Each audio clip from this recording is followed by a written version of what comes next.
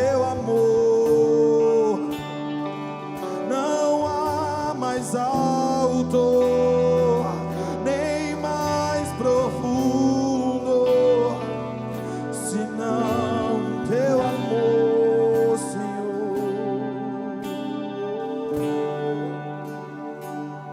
Tu és bem-vindo.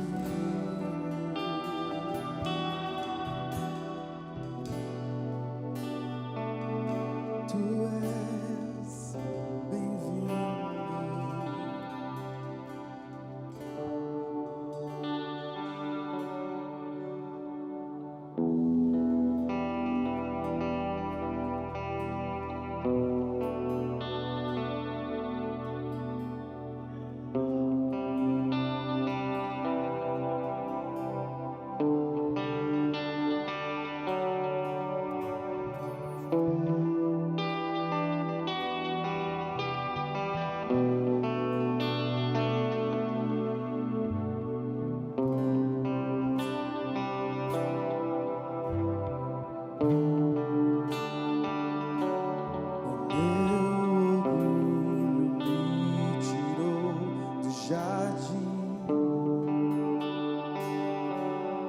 Tua humildade colocou jardim em mim. E se eu vendesse tudo que tenho em troca do amor, eu falharia.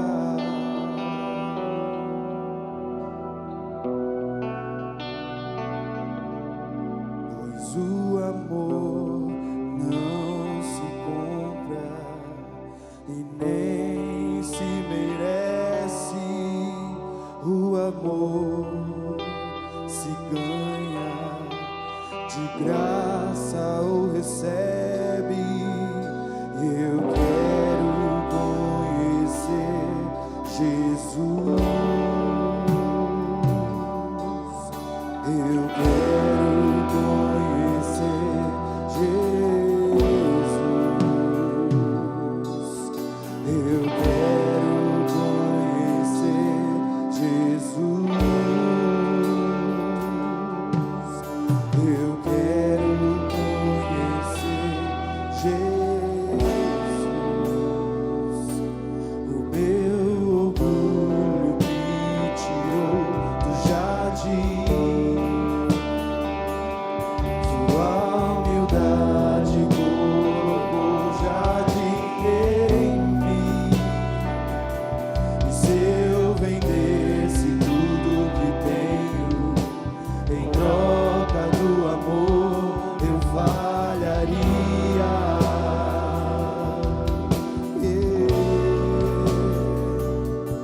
Pois o amor não se compra e nem se merece.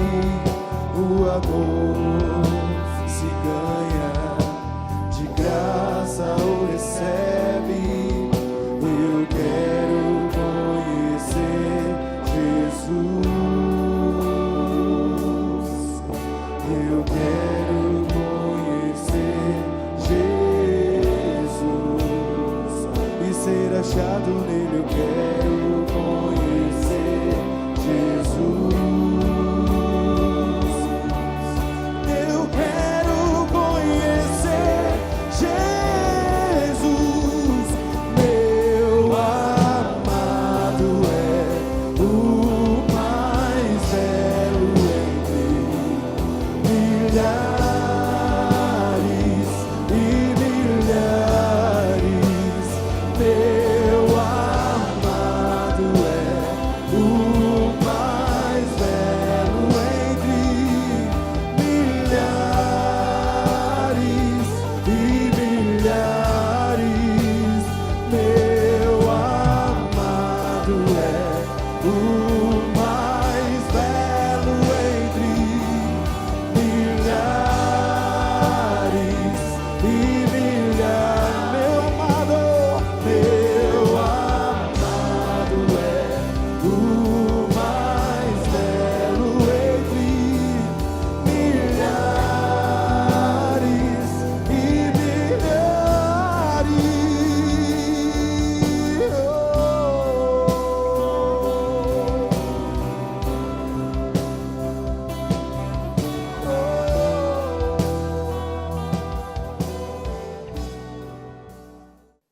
queria, nessa noite, ministrar sobre esse texto. É um texto muito conhecido. A gente está iniciando de expansão. Esse mês é o mês da evangelização. É quando nós temos a oportunidade de levar boas novas às pessoas. E Deus falou muito comigo quando eu estava pensando um pouco sobre esse texto aqui. Esse texto fala de um homem que estava doente e ele era aleijado desde nascença. Todos os dias alguém colocava ele na porta do templo para esse homem pedir esmola e ajuda às pessoas. Diz que Pedro e João estão passando ali, e como eles passavam todos os dias, os judeus tinham o costume de orar no templo 3 vezes ao dia. Então a igreja se reunia 3 vezes ao dia no templo para orar. Amém? Eles passavam por aquele homem todos os dias. Mas é engraçado que dessa vez em que eles estavam passando por esse homem, alguma coisa aconteceu de diferente. E eu comecei a meditar um pouco, e assim é muitas vezes com a gente. Nós estamos acostumados e nós nos acostumamos com certos problemas. Você imagina só, talvez muitas vezes Pedro e João passaram ali e deram esmola para aquele cara. Deram dinheiro para ele. Naquele dia eles não tinham dinheiro. E eles passavam por aquele homem, e passar por aquele homem aleijado se tornou normal e comum para eles. E eu estava pensando sobre isso, que muitas coisas se tornam comuns em nossa vida que não são comuns. Nós nos acostumamos com alguns problemas. Nós nos acostumamos a viver uma vida medíocre. O que é medíocre? Uma vida mediana. Mas a Bíblia diz que Jesus tem para nós uma vida abundante.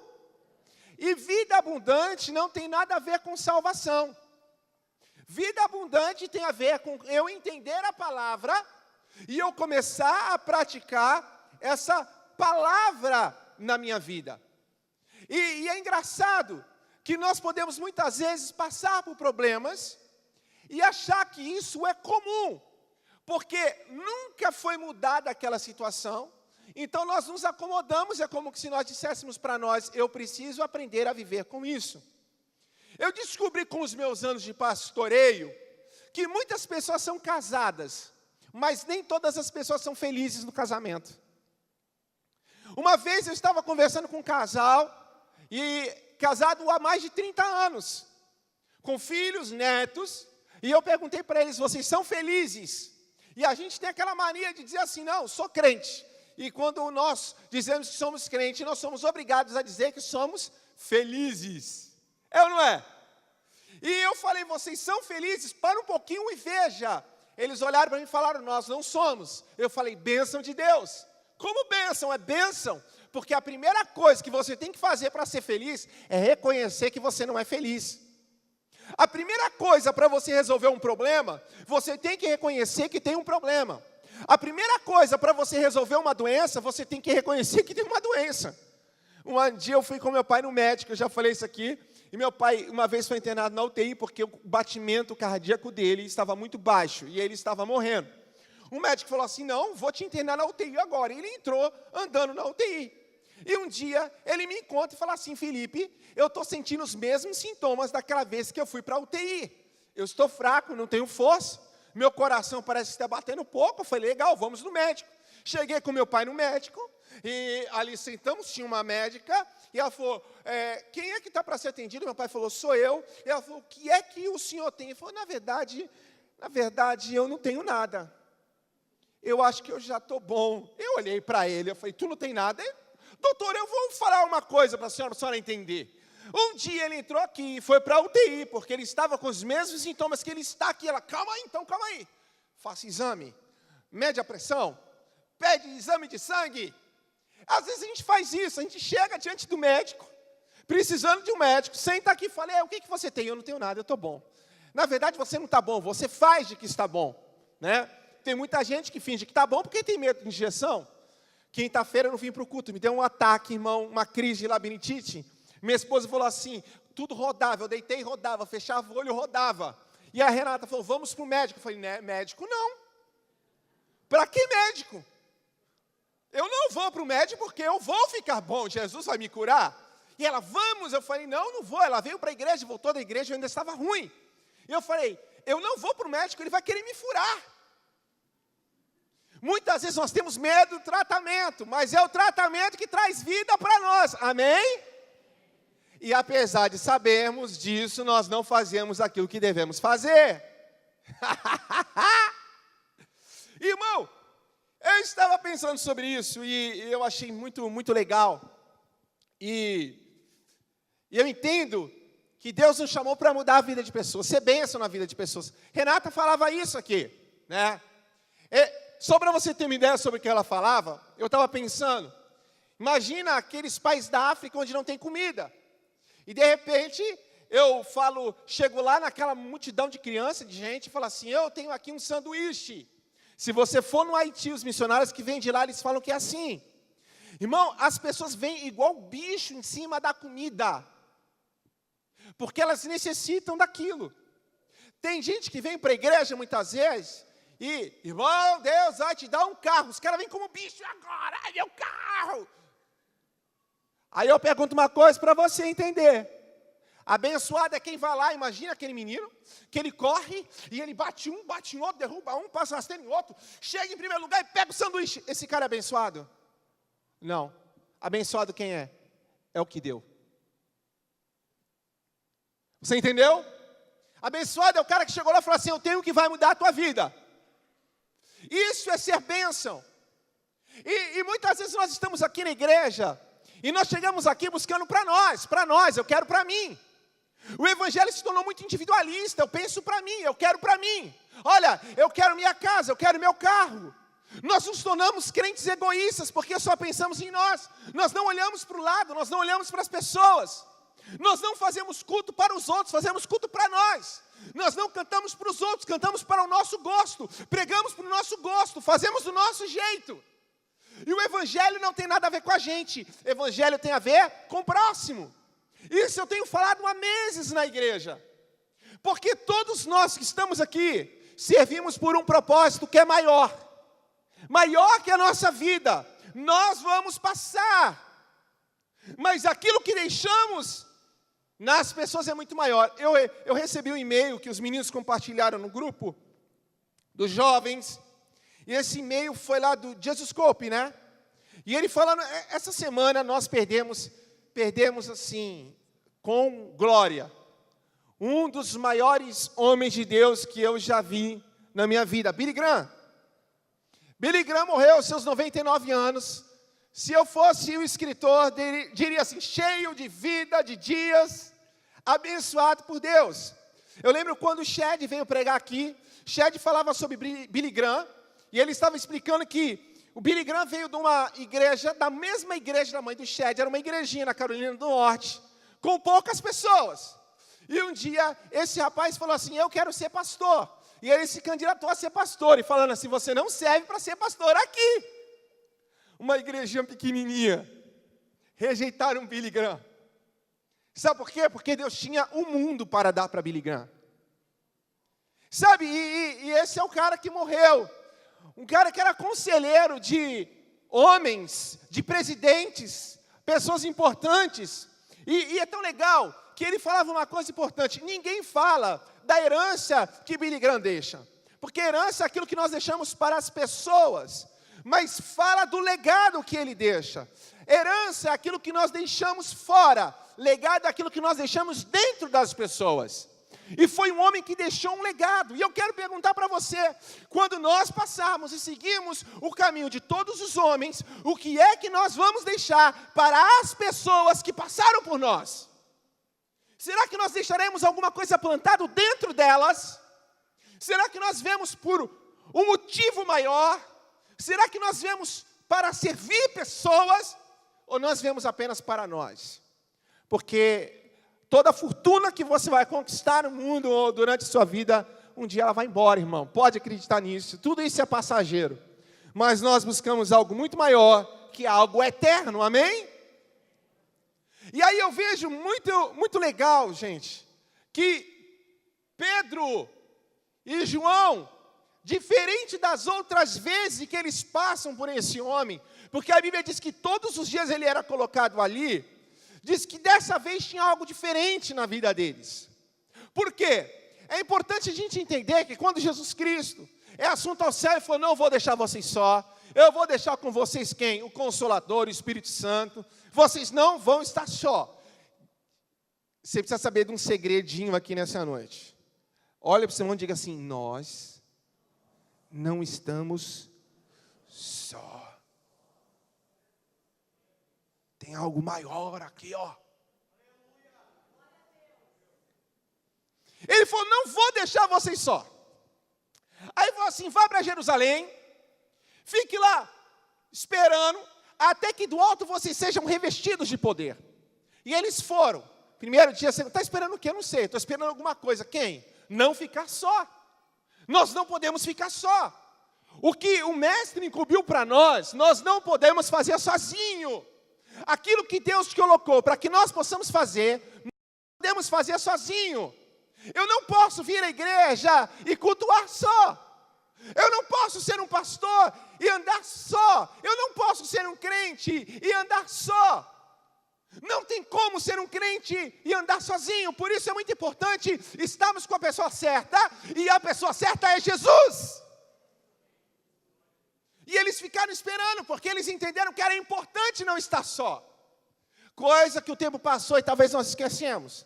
Nós muitas vezes nos contentamos em vir para o culto sozinho, em chegar em casa, e estar sozinho em casa, e não ter a preocupação se Jesus está com a gente.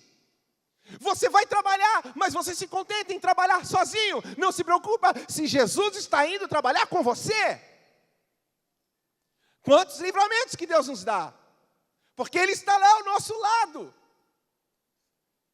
E aí, nós queremos pastorear, mas queremos pastorear apenas com os nossos dons e talentos, mas não com Jesus. E não tem como nós vivermos só, porque se vivemos só e Deus não estiver em nós, será como um sino que só faz barulho, mas não tem resultado. Eu preciso da vida de Deus, eu preciso estar ligado em Cristo, para que eu possa estar satisfeito, e o propósito de Deus na minha vida possa se concretizar. Eu quero que você se pergunte nessa noite, como você está vivendo? Você está vivendo só? Ou você tem a convicção que Deus está contigo? O que Jesus disse para eles, vocês vão ficar lá e não saiam de lá, enquanto vocês não tiverem a convicção que o meu Espírito está sobre vocês. Onde está Deus na tua vida? Aonde está a presença de Jesus na tua vida? Porque sem ela nós morremos. E de repente eles falam, não, nós vamos esperar. E quando agora eles voltam e passam por aquele homem, mas já não estão só.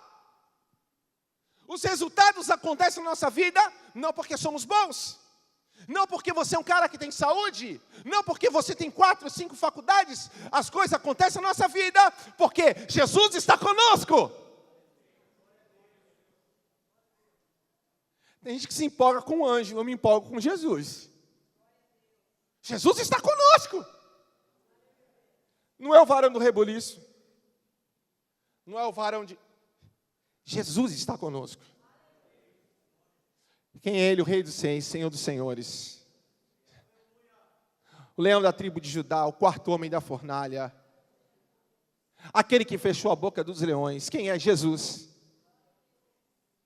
Aquele que era, aquele que é, aquele que há de vir, aquele que por Ele tudo foi criado, para Ele tudo existe, meu irmão. E Ele não nos deixou só. E agora eles voltam, e quando eles voltam, tem ali um homem paralítico desde nascença. Às vezes nós estamos reclamando, Deus, a minha vida, a minha família. Talvez você se acostumou com fracasso na sua casa, na sua família. É tão legal que eu vejo a empolgação de Pedro, depois que ele tem um encontro com Jesus, com o Espírito Santo de Deus, e João, né? Você vai ver que ele prega, a primeira pregação dele é 3.000 pessoas se convertem. A segunda, 5.000 pessoas se convertem. Existe uma lei chamada lei do magnetismo. O que é isso? É o cara que tem paixão, uma pessoa que tem paixão atrai pessoas apaixonadas. Uma pessoa que tem alegria. Já viu cara problemático? Só atrai cara problemático. É, não é? Descontente só atrai descontente. Murmurador só atrai murmurador. Eu estava no carro conversando com os amigos meus, e tem um que viveu uma vida muito errada, irmão, muito errada, até Jesus transformar a vida dele. Ele falou assim, impressionante, pastor, quando a gente está ruim, só quem está ruim anda com a gente. Nós atraímos, lei do magnetismo. Olha aqui, Pedro é um cara que recebe o Espírito Santo, e Pedro se torna apaixonado por Jesus. E quando ele começa a falar de Jesus com uma tamanha paixão, diz que as pessoas começam a olhar e começam a se apaixonar por Jesus da mesma forma que ele amava Jesus.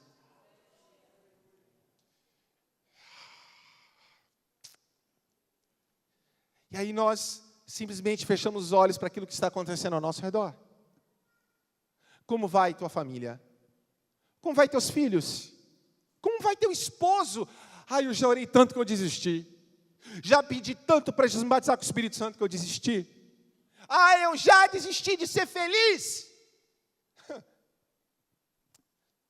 Sobre isso eu quero falar nessa noite. Abra os seus olhos. Olha para quem está do teu lado e diga assim, abra os seus olhos. Porque talvez a resposta e o milagre de Deus esteja mais perto do que a gente imagina. Aquilo que Deus quer fazer está mais perto do que nós imaginamos. Às vezes nós falamos assim, nossa, eu quero que Deus transforme o mundo, eu quero que Deus transforme nações. Irmão, eu quero. Mas antes de transformar o mundo e transformar nações, Ele quer transformar a sua vida. Ele quer alcançar você. E nós nos acostumamos tanto a viver com certos problemas, que isso não é que ele não existe, mas é melhor não olhar para ele. E alguém já passou por aqueles meninos que ficam pedindo esmola? Já viu? Sempre no mesmo lugar, o mesmo cara. A gente até conhece. A gente vê até eles morrendo devagarzinho, sendo definhando por causa do crack, né? Aí fala, e aí, tem dinheiro? A gente já acostumou, tu olha para o cara e fala assim. Aí ele olha para você, tá bom. Já virou até amigo. Tudo bem, tem dinheiro? Não, hoje não tem, hoje eu tenho. Hoje, pega aí, minha mãe. Nós fechamos os olhos para os problemas. Porque muitas vezes nós não queremos ver os problemas. Porque resolver problema dá trabalho. É o que todo mundo fazia com esse menino. Esse paralítico. As pessoas tentavam fazer alguma coisa. Vamos levar até a porta, quem sabe? É uma coisa legal. Mas engraçado que ninguém realmente abriu os olhos para ver aquele garoto. E se nós temos que abrir os olhos, e Deus quer que nós possamos abrir os olhos, devemos abrir os olhos para aquilo que é improvável. O que é improvável, pastor? É aquilo que eu imagino que não é mais provável acontecer.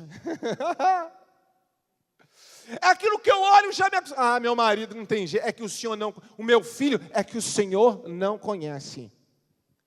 Eu quero dizer para você que o poder de Deus se manifesta no improvável. Quando Moisés chegou diante do Mar Vermelho, ele fala, vou ter uma... Irmão, se eu estivesse diante do Mar Vermelho, os egípcios atrás de mim, eu ia orar, Senhor, manda espada do céu para a gente lutar.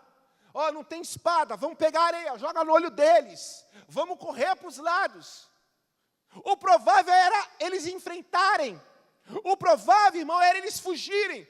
O improvável era Deus falar assim para Moisés, e Moisés falar, Deus, o povo do Egito está vindo, estou com o teu povo aqui, na frente está o Mar Vermelho, o que é que eu faço? Qual é o improvável de Deus? Moisés, meu filho, diga para o povo que marche. Mas Deus, não, ninguém esperava isso. Quando Moisés fala assim, eu vou tocar a trombeta, quando tocar vocês marcham, para onde? Que lado? Marcha na direção do mar. Improvável. Os nossos olhos têm que estar abertos para o improvável. Você que entrou aqui, alguém fala assim, não, esse cara nunca vai ser. Eu vou te falar, meu irmão. É você. Jesus vai alcançar o teu coração, que tu vai ficar aquele escrintão, entendeu? Porque você não é o provável, você é o improvável. E Deus é Deus de milagre.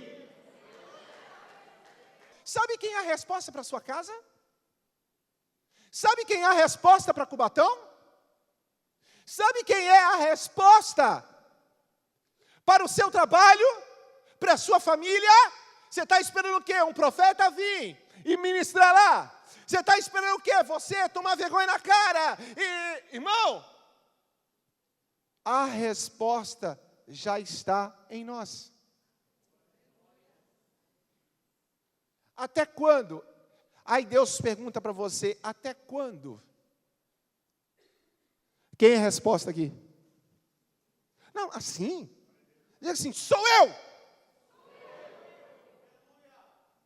Não sou eu que falo, a Bíblia diz que a natureza não ser com expectativa a manifestação dos filhos de Deus. Aonde estão os filhos de Deus?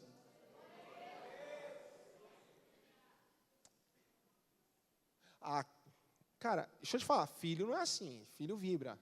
Quando conhece o pai, vibra, tem que vibrar. Apaixonados atraem apaixonados. Doido atrai doido. Talvez nós temos que ser um pouco mais doido, para atrair mais doido. E nós vamos ficar mais doido por Jesus.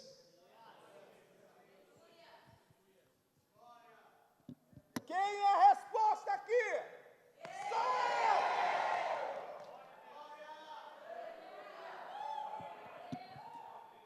Está esperando o quê, irmão? Deus levantar o anjo? Você já é um anjo do Senhor? Aí ele para e fala assim, eu não tenho nada, mas o que eu tenho, eu te dou. E aí, meu irmão, eu quero que você não abra só os seus olhos para o improvável, mas abra os seus olhos para a necessidade. A necessidade do próximo, não a sua necessidade. Que isso, pastor? Você é casado? Aprenda a olhar a necessidade. Quer ser feliz? Eu sempre aconselho os homens e vejo os homens se eu tenho razão ou não. Você quer ter razão ou ser feliz no casamento? Ou você tem razão ou você é feliz. Sim ou não, irmãos? Eu estava conversando com um irmão e ele falou assim, rapaz, minha mulher fica brava, ela fala, e o que você faz? Eu fico quieto. É isso aí. Fique quieto e seja feliz. Porque ela tem necessidade de falar. E você tem necessidade de ser feliz.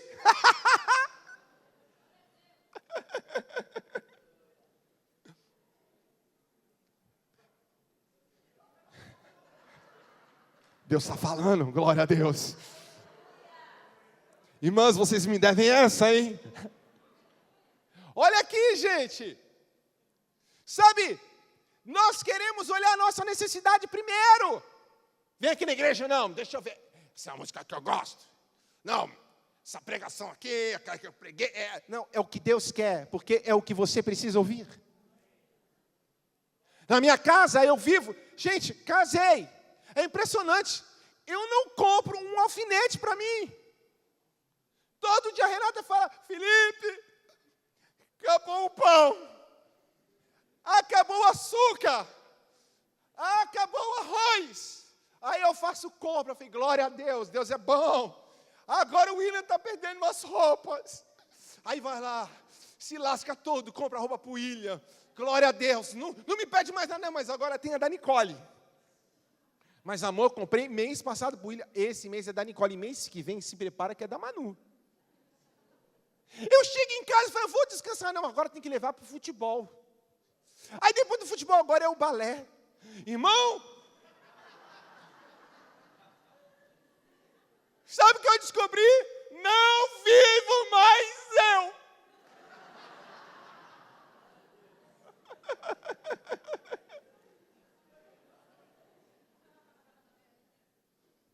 Se você quer que outras pessoas vivam, você tem que abrir mão da sua vida.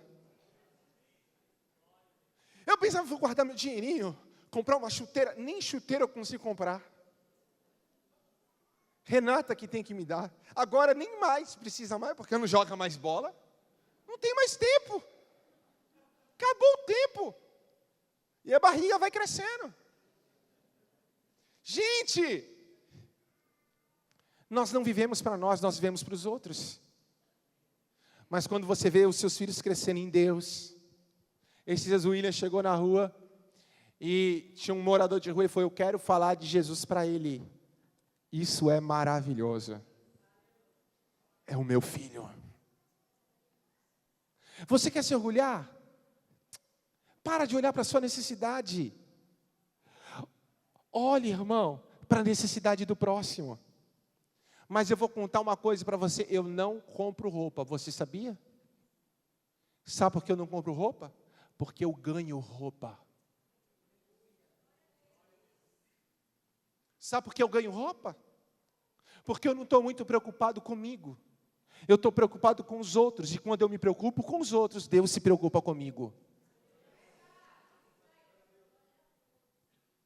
Eu descobri uma coisa. A gente estava no grupo pequeno semana passada, e uma das jovens estava falando que ela foi ministrar no lugar, e ela foi ministrar, ela estava muito nervosa, porque as coisas não aconteciam do jeito que ela queria, e ela via coisas que ela achava errado, e ela foi compartilhar com o menino da igreja, falou: ai, tu não sabe, eu vi isso. Daí ele olhou para ela e falou assim: fulana, você está cansada, né? Você está cansada. Você já viu? A igreja anda cansada. Quando eu estou cansado, eu só consigo ver os defeitos. Quando eu estou cansado, eu só consigo ver problemas. Quando eu estou cansado, é porque eu estou querendo fazer sozinho. Mas entenda uma coisa.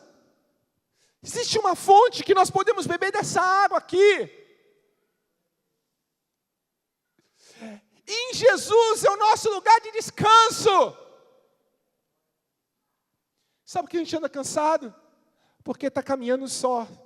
Deus não quer que você caminhe só. Venha a Ele. Ele diz: todo mundo que tem sede. Você tem sede?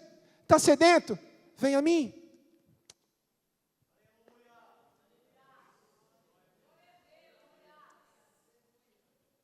Você está cansado? Venha a mim.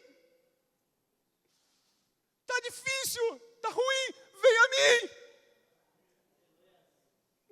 Vinde a mim, beba. Porque quem beber dessa água nunca mais terá sede. Para de andar cansado. Aí a gente começa a olhar para nós. Engraçado que Pedro e João tinham problemas, mas em algum momento eles pararam, porque os problemas nos distraem.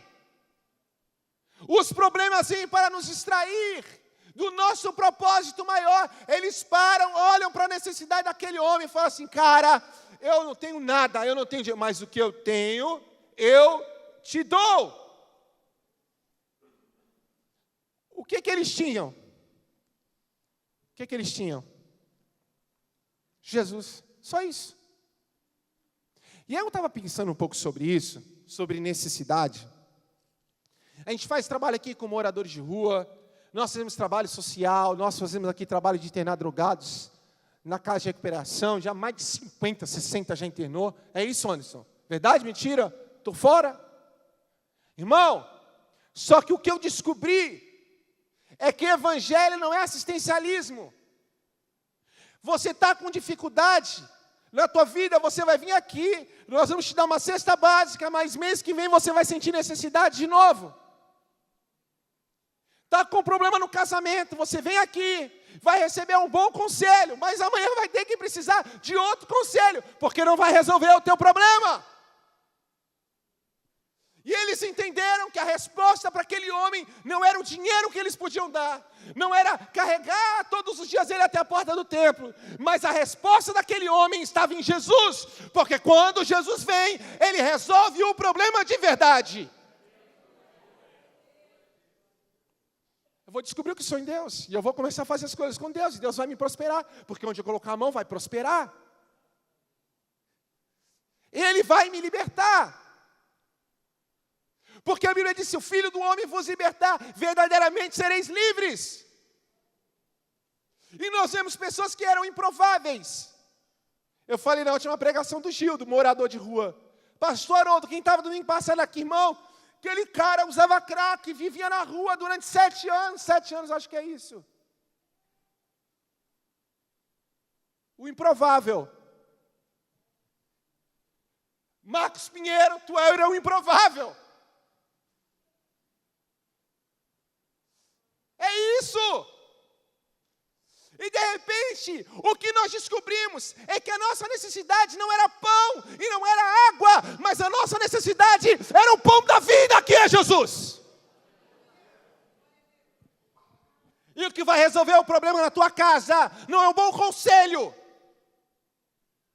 mas se Jesus estiver nesse conselho, se Jesus estiver na tua vida, ouça bem, Ele vai quebrar as cadeias, Ele vai transformar de vez a sua vida. E é o que eles entendem isso.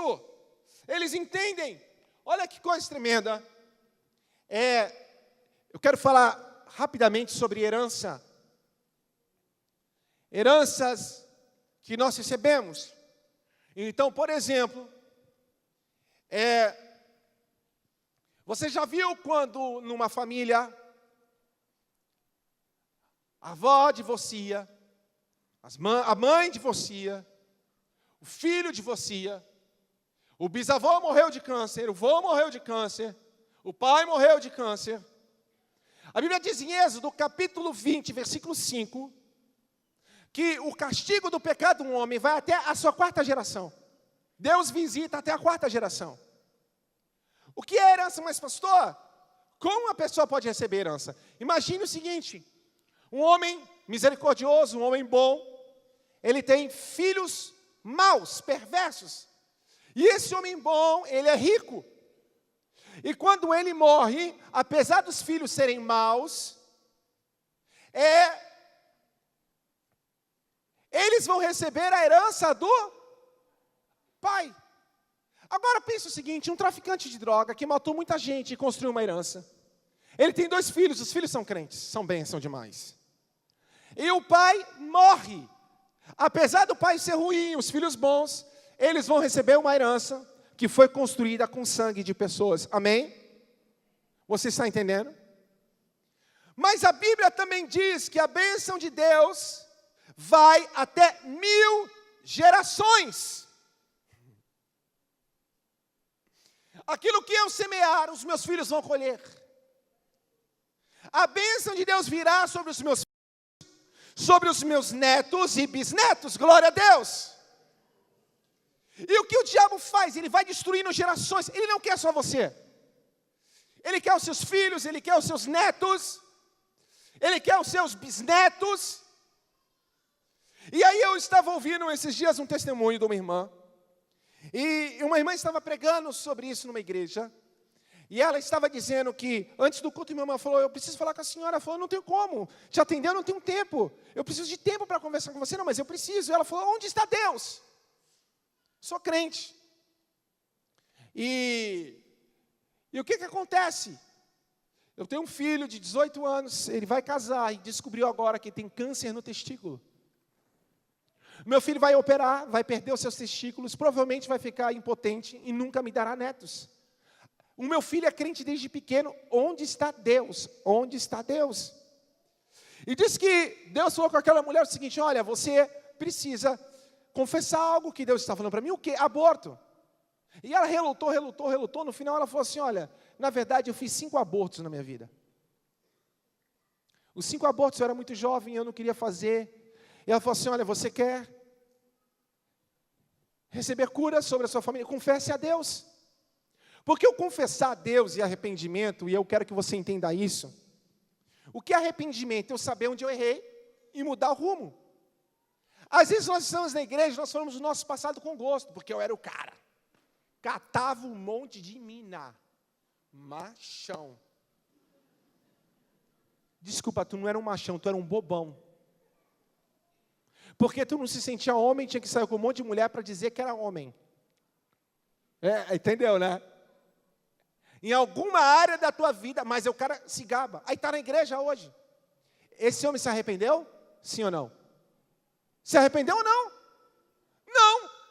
Porque falar do pecado não é se arrepender. Se arrepender quando falar, cara, eu não prestava mesmo, eu era um bobão que tinha que me fingir de homem para me sentir homem. Hoje Jesus mudou minha vida, eu não preciso mais disso. Isso é arrependimento e confissão de pecado, amém, querido? Tem um monte de gente na igreja se gabando de quem era. Aí, essa irmã falou, vamos orar. Passou muito tempo, muitos anos.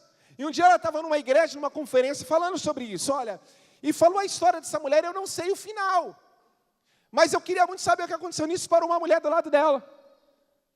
Quando essa mulher parou do lado dela, diz que ela disse assim, ó, eu sou a mulher e vim aqui para contar o final da história. É você, sou eu. Ela falou, no dia seguinte, eu levei meu filho ao médico. E quando cheguei no médico, aquele tumor havia diminuído.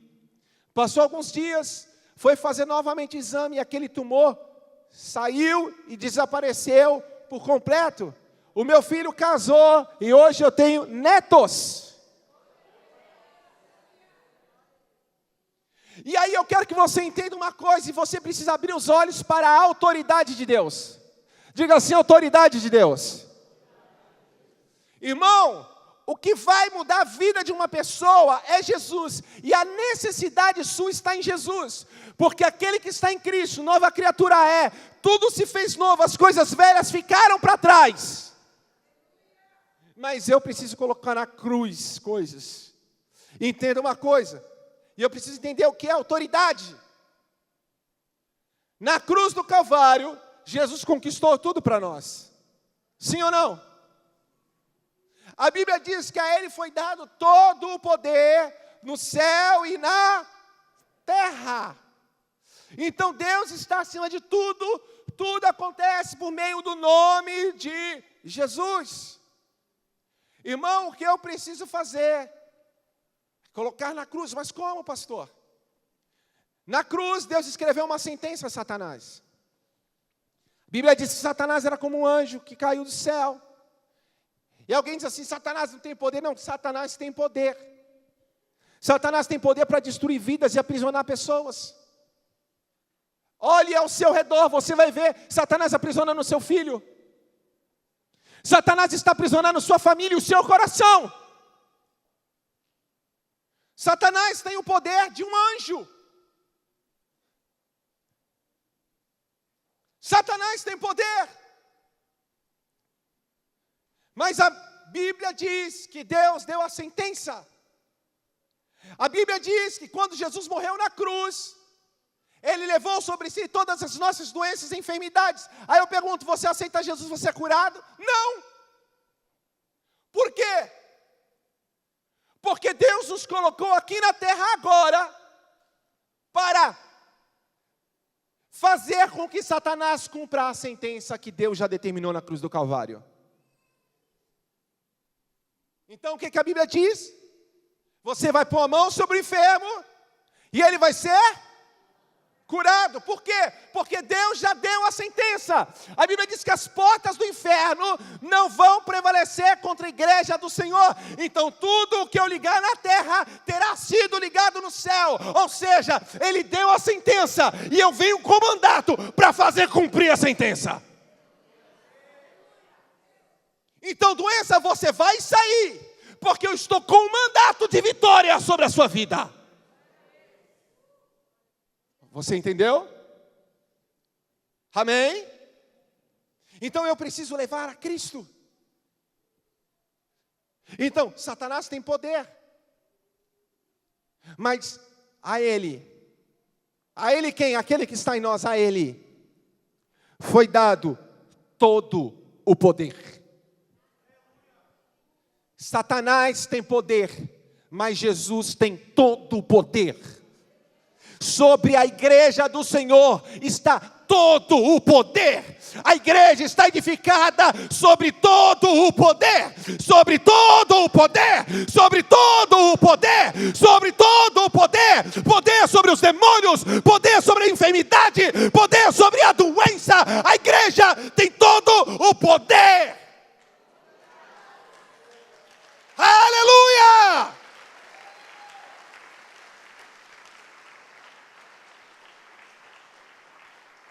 Sabe quando você pega uma pessoa possessa, sabe que o diabo sai não é porque você é bonzinho, ou você grita, ou é do reteté de Jeová, e vai,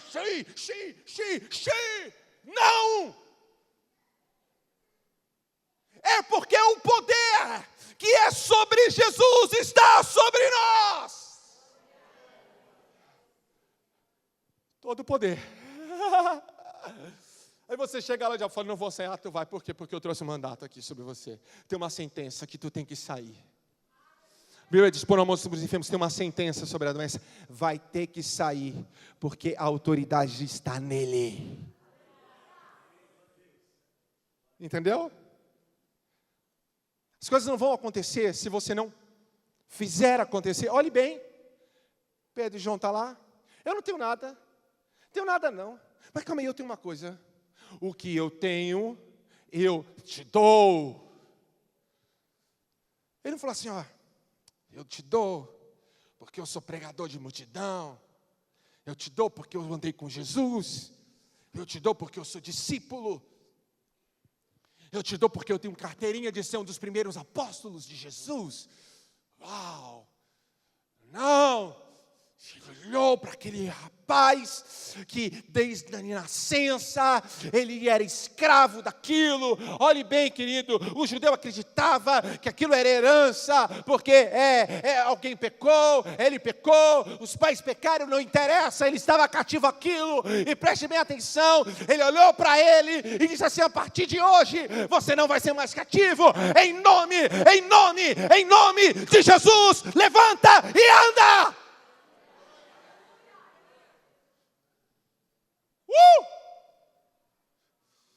Aleluia!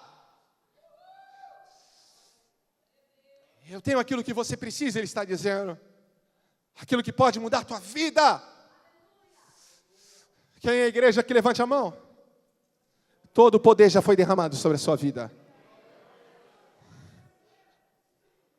Imagina quando a justiça emite lá, né? Uma sentença. Está lá o Lino, perseguido por causa do amor de Cristo. 10 anos de prisão, legal. Aí vem o Bruno, policial. Eu estou com um mandato aqui para fazer você cumprir.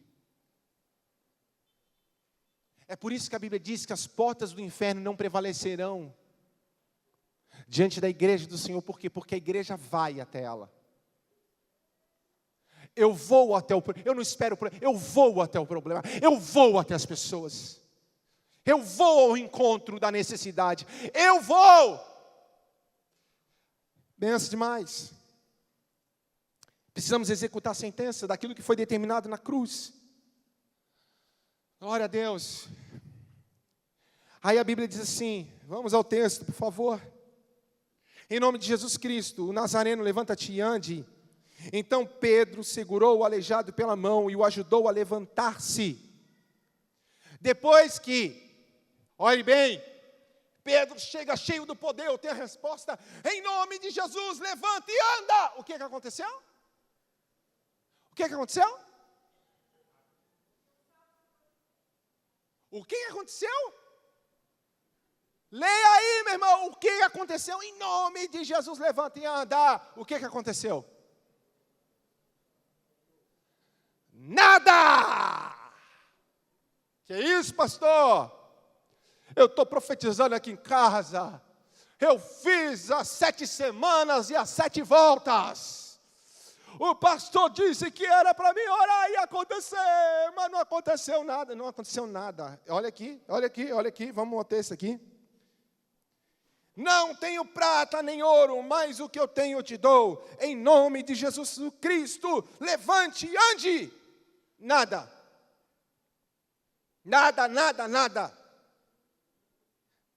Fala assim para você, irmão, você precisa abrir os olhos.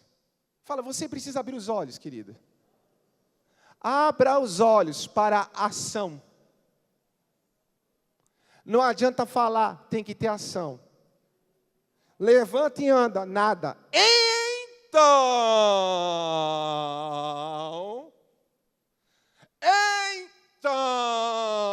olha aqui. Então Pedro segurou o aleijado pela mão e o ajudou a levantar. Eu vou explicar aqui. Então, vou repetir. Em nome de Jesus, levanta e anda! Ele não esperou muito, porque se ele esperasse muito, eu tenho certeza que a fé dele ia... Tinha que agir, ter ação. Ação é ir de encontro ao problema. Ação é ir de encontro ao improvável. Aquilo que você diz que crê, mas não tem ação e não crê, é você ir de encontro a isso. Então Pedro o pegou pela mão e o ajudou a levantar. Ao mesmo instante, olha aqui, ao mesmo instante em que Pedro o ajuda a levantar, olha aqui. Eu vou ao texto aqui com você.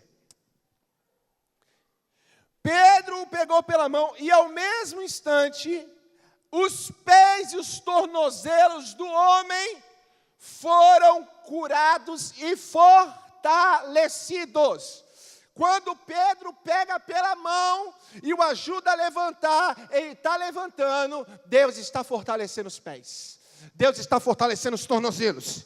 Deus está fazendo ele ficar firme. E a Bíblia diz que então ele é curado.